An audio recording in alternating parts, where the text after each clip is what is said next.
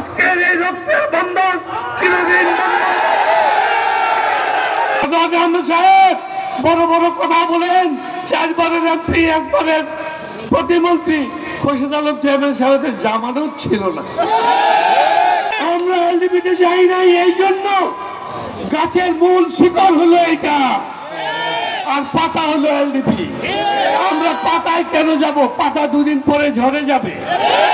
সেটা করি শাওন সাহেবের নেতৃত্বে এই চান্দিনাও আবারও জাতীয়তাবাদী দলের দুর্গ গড়ে উঠবে।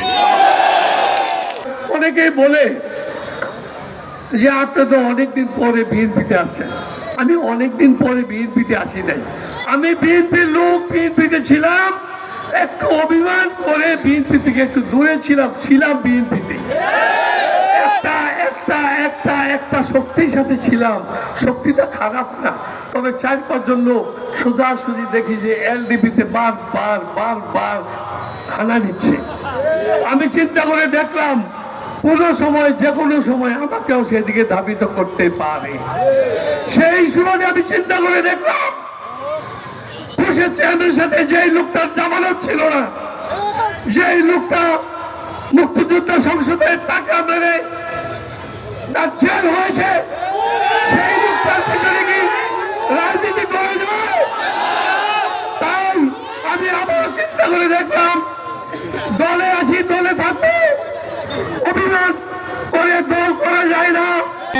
আমার মনে হয় গত পরশুদিন দেশনেত্রী বেগম খালেদা জিয়া যখন প্লেনে উঠে লন্ডন গেলেন, লন্ডন যে যখন উপস্থিত হলেন, তারেক রহমান দেশ নায়ক তার মাকে জড়িয়ে ধরে যেভাবে কাঁদলেন, আমার মনে হয় আজকে বাংলা ইউনিয়নবাসীর সাথে আমার সেই কান্না একত্র হয়ে গেছে।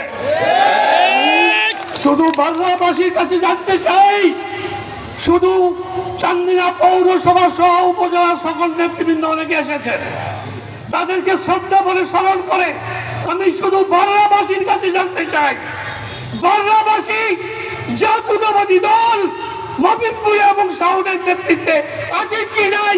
হাত তোলেন।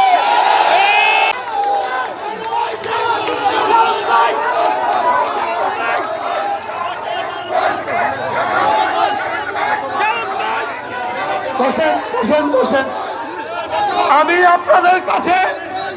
আপনাদের কাছে প্রতিশ্রুতি দিতে চাই, আমার বয়স 73-এ পড়েছে।